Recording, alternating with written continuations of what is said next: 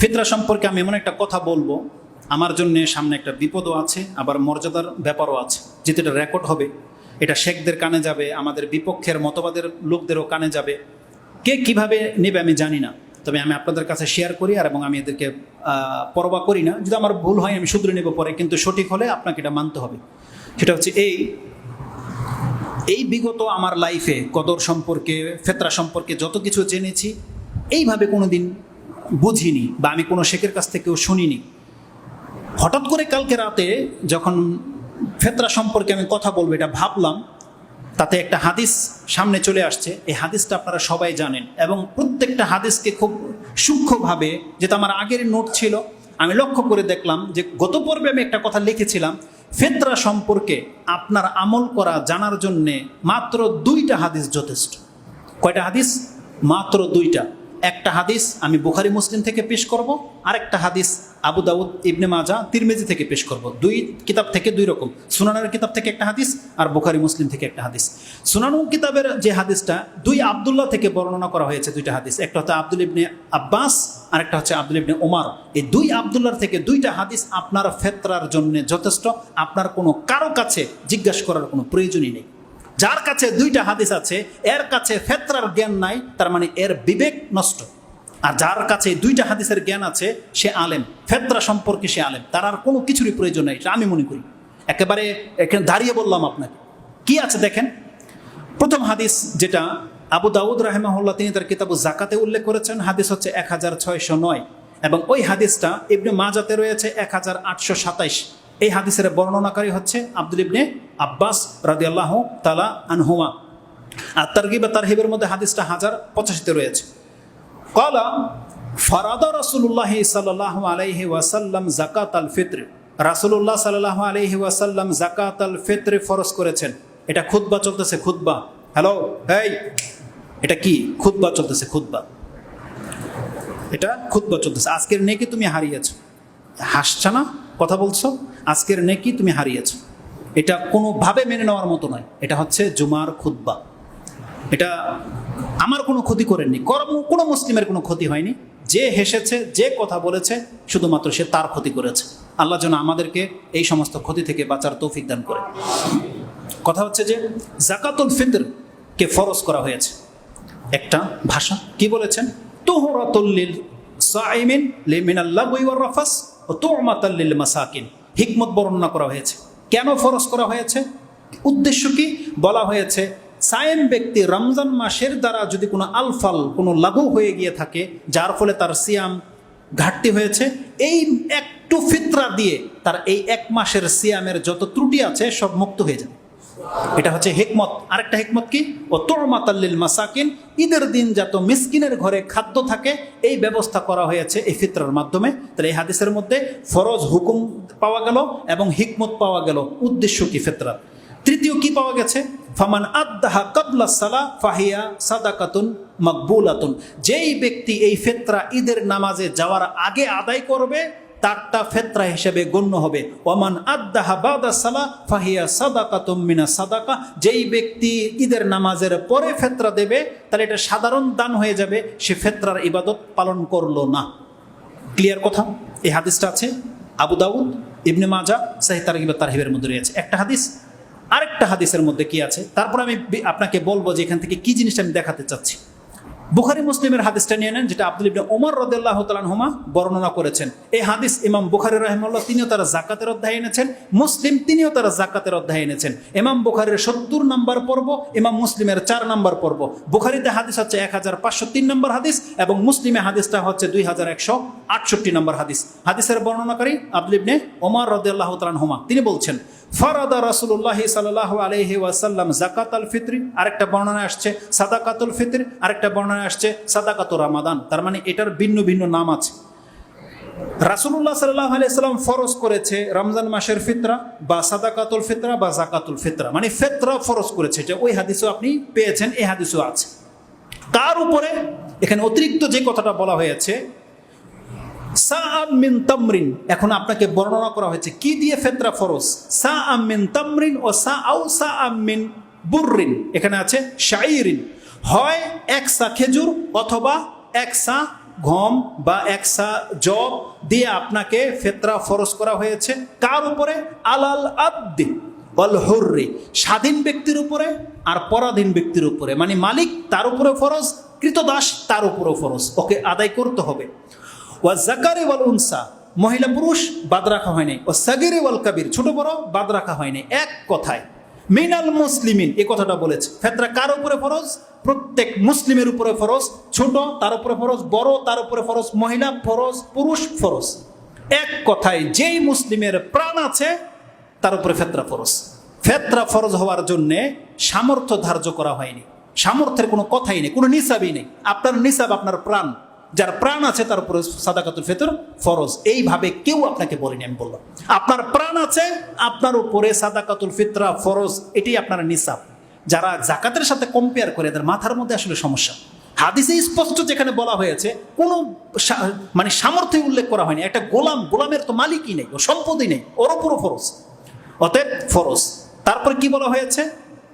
ও আমারা বিহা, আমাদেরকে আদেশ করা হয়েছে আনতু ওয়াদ্দা কাবলা খুরুজিন নাস ইলা সালাহ, মানুষ ঈদগাহে যাওয়ার আগেই তুমি তোমার ফিতরা আদায় করে নাও। বলেছি এই দুইটা হাদিস আপনার সমস্ত ফিতরার মাসলা শেষ। কি আছে? আপনি জানতে পারলেন ফিতরা আপনার উপরে ফরজ। কি দিয়ে দিতে হবে? একসা খেজুর, একসা জব, একসা পনির, একসা কিশমিশ, যত আছে। তার মানে আরেকটা শব্দ, সমস্ত খাদ্যের কথা না বলে দিয়ে আবু সাইদ খুদরির শব্দে যে ভাষাটা আছে, কি আছে?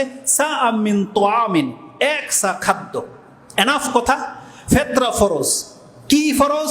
একসা খাদ্য, একসা খাদ্য, এটা মনে রাখেন। একসা মানে 2.5 কেজি না 3 কেজি, এটা আপনি ডিসাইড করেন। এর মধ্যে হইলেই হইল 2.5 কেজি থেকে 3 কেজি, যেটা আপনার জন্য পসিবল হয়। 2.5 কেজির কম হবে না, 3 কেজির ব্যাপার, এটা আপনার ব্যাপার, ওটা আমরা দায়িত্ব নেব না।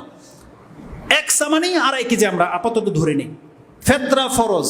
কতটুকু ফরজ? 2.5 কেজি। কি? খাদ্য। কখন দিতে হবে? ঈদের নামাজের আগে। এনাফ। আর কি বাকি থাকে বলেন? আর কি বাকি থাকে? আরেকটা বাকি থাকেন, 5টা তো নোট করেছি। আরেকটা কি? হুকুম কার উপরে ফরজ, কখন আদায় করতে হবে, কতটা আদায় করতে হবে, কি দিয়ে আদায় করতে হবে, এই 5টা। আপনার হুকুম কি পেলেন? ফিতরা কি? ফরজ। কার উপরে ফরজ? প্রত্যেকের উপরে ফরজ।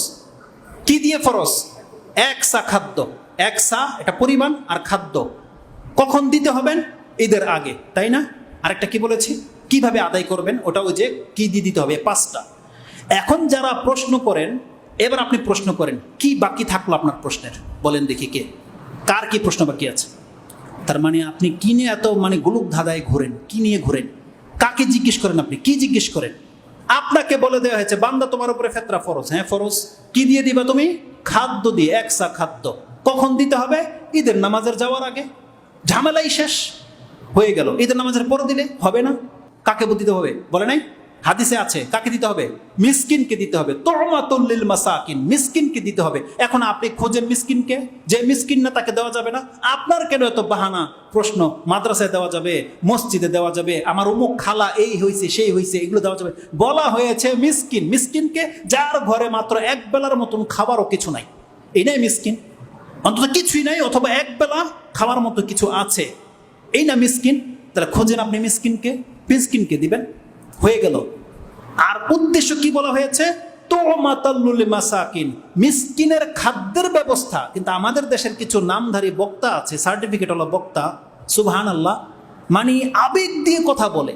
আপনি ঈদের দিন ভালো জামা কাপড় পরবেন, আপনি ঘি পায়েস খাইবেন, আর আপনার পাশের ঘরের মিসকিন শুধু ভাত খাবে, ভাত বলতেছে জন্য টাকা দেন, তার প্রয়োজন যে কিনে নেবে। এগুলো সব যুক্তি। এই যুক্তি ইসলামে সামান্যতম পাত্তা দেয় না। কালকে যে কথাটা ভেবেছি, আপনি বললেন না যে আপনি ঈদের দিন পোলাও মাংস খাইবেন, তাই না? সে কি ভাত খাবে?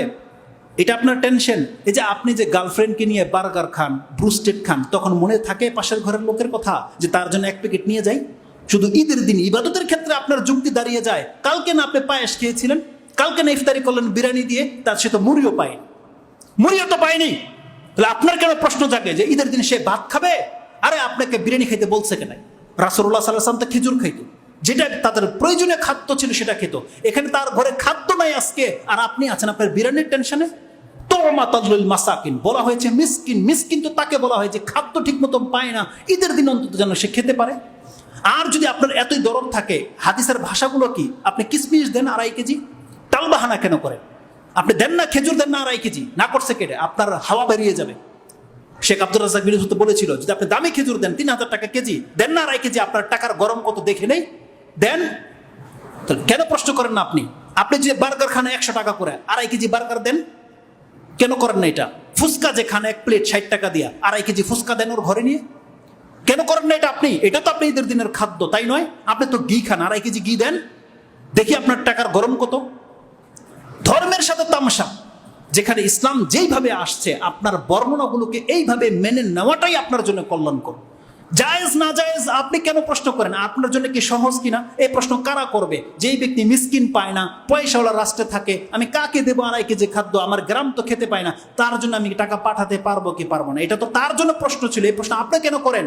আপনার পাশের বাসায় তো মিসকিন আছে, খাদ্যের প্রয়োজন, দিতেও পারবেন, সক্ষম, তাহলে আপনি কেন এই প্রশ্ন করবেন যে আমি টাকা দিব হবে কি হবে না?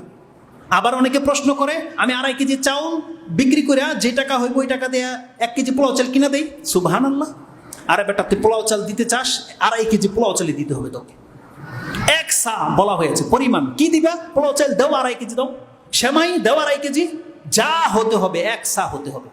আপনার জন্য সহজ পদ্ধতি কি জানেন? একটা 2.5 কেজির চাউল ধরে এমন একটা বাটকারা বা এমন একটা পাত্র নিয়ে নেন, এই পাত্রের মধ্যে আপনি কি দিতে চান দেন। রাসূল ইসলামের ভাষাটা হয়ে গেল 1 সা। আপনি এটাকে সা বানাই নেন, যেই সায়ের মধ্যে 2.5 থেকে নিয়ে 3 কেজির মধ্যে খাবার ধরে চাল দিয়ে মেপে নেন, এটা দিয়ে আপনি মাপেন, তেল দিবেন, এটা ভইরা দেন তেল। অনেকে প্রশ্ন করে যে তেল দেবো, আছে ঘিয়ের সাথে আমরা কম্পেয়ার করলাম, পনিরের সাথে দেন 2.5 কেজি 2.5 লিটার দেন তেল। মানুষ তামাশা করে। বলেছি এই 2টা হাদিস আপনার জীবনের ফেতরা সম্পর্কে সমস্ত জ্ঞান আপনাকে দিয়ে দিবে। দেখেন এবার আসুন, আমি বলেছিলাম 2 মিনিটের মধ্যে সেই নুকতাটা বলে দিই। হাদিসের মধ্যে কি আছে? ফারাদ আল্লাহ, ফারাদা শব্দটা আছে না, ফারাদা রাসূলুল্লাহ সাল্লাল্লাহু আলাইহি ওয়াসাল্লাম, রাসূল সাল্লাল্লাহু আলাইহি ওয়াসাল্লাম ফরজ করেছে কি?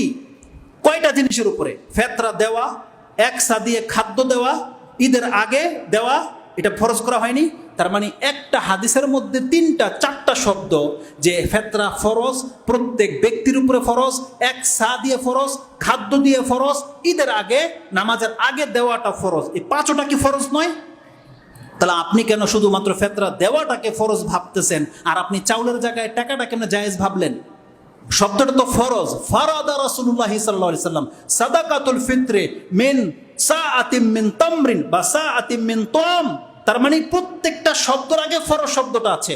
ফেতরা দেওয়া ফরজ, 1 সা খাদ্য দিয়ে দেওয়া ফরজ, ঈদগাহে যাওয়ার আগে দেওয়া ফরজ। আর কি বলবো আপনাকে, আর কি বলবো? কারণ একেবারে সিম্পলি কথাটা বলে দিলাম, ফরজ শব্দটা প্রত্যেকটা সেক্টরে আছে। দেওয়া ফরজ, 1 সা খাদ্য দেওয়া ফরজ, আপনার উপরে ফরজ, ঈদগাহে যাওয়ার আগে ফরজ। আর কোনো বাকি থাকে কথা? বাস আমি মনে করি জাস্ট এনাফ। এটা আমি এইভাবে ভাবলাম কালকে বা পেলাম, বাকিটা আপনাদের ইচ্ছা। যার যে কোনো বক্তব্য ভালো লাগে সে তার অনুসরণ করতে পারে, রেজাল্ট তো কিয়ামতের মাঠে হবে। কিন্তু আমরা আমাদের যেটা কল্যাণকর মনে করি, যারা আমাদের কথাটাকে প্রাধান্য দেন, যারা মনে করেন যে আমাদেরটা হক, আপনি গ্রহণ করতে পারেন, এটা গ্রহণ করতে পারেন। আর আমরা দাবি করি ইনশাআল্লাহুল আজিজ এটা হকের খেলাফ হবে না। বাকি ওনাদের কথাটা ভুল না সঠিক ওটা আমরা বলতে যাব না। আমাদের সালাফরা তারা যেটা বলতেছে, কালকে এক ভাই ভিডিও ক্লিপ পাঠিয়েছে, আরব কোনো এক শেখ, তিনি বলতেছেন টাকা দিয়ে ফেতরা দেওয়াকে জায়েজ বলেছেন কারা? ইবনে তাইমিয়া রাহিমাহুল্লাহর নাম নিয়েছে, ইমাম আবু হানিফার নাম নিয়েছে। হতে পারে, হতে পারে একটা মত, এটা আপনার খুশি, কিন্তু আপনার কাছে তো রাসূল সাল্লাল্লাহু আলাইহি ওয়াসাল্লামের হাদিস পেশ করে দেওয়া হলো। আর বাকি এই মাত্র 2টা ব্যক্তি ইসলামের আপনার মূলনীতি, ইমাম ইবনে তাইমিয়া বা ইমাম আবু হানিফা বা কোনো একজন ইমাম যদি একদিকে চলে যায়, তাহলে বাকি সমস্তগুলো তো আরেক পাল্লায়। তাহলে এই ক্ষেত্রে আপনি মেজরকে কেন প্রাধান্য দিচ্ছেন না? তাহলে প্রাধান্য দেন মেজরটাকে, যেটা একটা মত, তাই আপনি ওটাকে হাইলাইট করতে চাচ্ছেন। তার মানে বাকি মতটা তাহলে কি হবে? তাহলে আমরা বাকি মদের দিকে আছি। এখন আপনি যদি আমাদের সাথে খাদ্যের দিকে আসতে চান, ওয়েলকাম।